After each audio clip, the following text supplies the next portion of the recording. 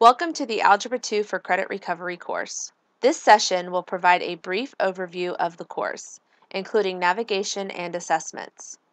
This two-segment course was designed for students who need to recover credit in Algebra 2. It was developed using the Understanding by Design framework, developed by nationally recognized educators Grant Wiggins and Jay Mateague. This backward design approach begins by clarifying the standard-based learning goals. Then, appropriate assessments are designed to measure mastery of determined learning goals.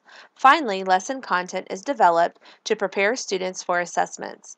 As they work through the course, students will complete a variety of formative and summative assessments. The Algebra 2 for Credit Recovery course is divided into two segments with 5 learning modules in each segment. The first module presents a review of major topics in Algebra 1.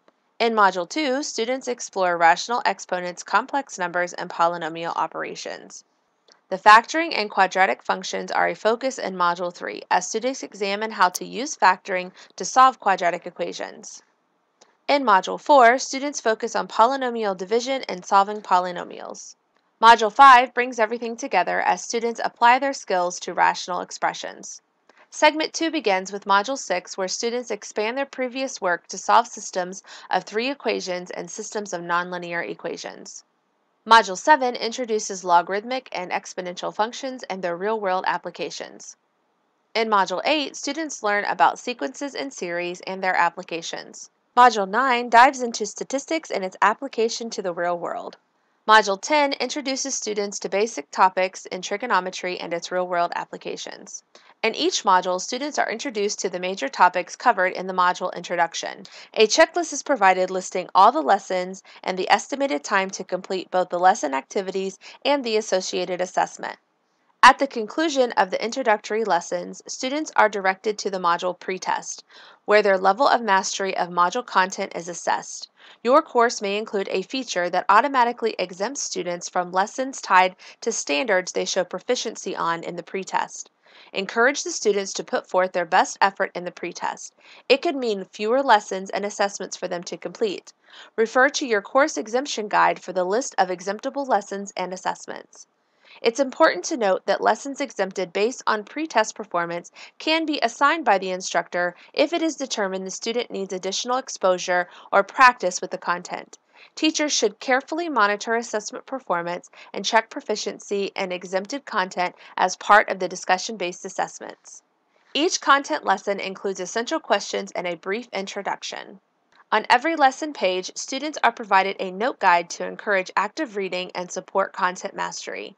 As students work through the lessons, they will encounter interactive content designed to help them provide answers to the essential questions, including vocabulary support. Careful reading of the lesson text and completion of all lesson activities is essential to success on assessments. If a student isn't performing well on assessments, it is a best practice to evaluate the student's note guides for completion and accuracy and to reinforce the importance of putting forth maximum effort when completing lessons, including accessing all content and reading text closely. Some students may need direct instruction support to master concepts and skills such as close reading and using textual evidence to support answers. There is also a course map button and a print screen button. Each lesson ends with an opportunity for practice, including feedback that encourages students to adopt a growth mindset on their path to mastery.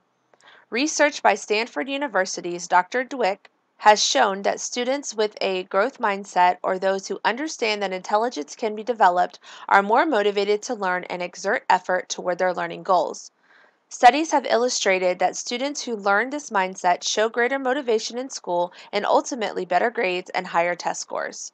Once students have completed the practice activities, they move on to complete the lesson assessment. Most lessons include a multiple choice quiz. 2 lessons in each segment require students to complete an authentic assessment task.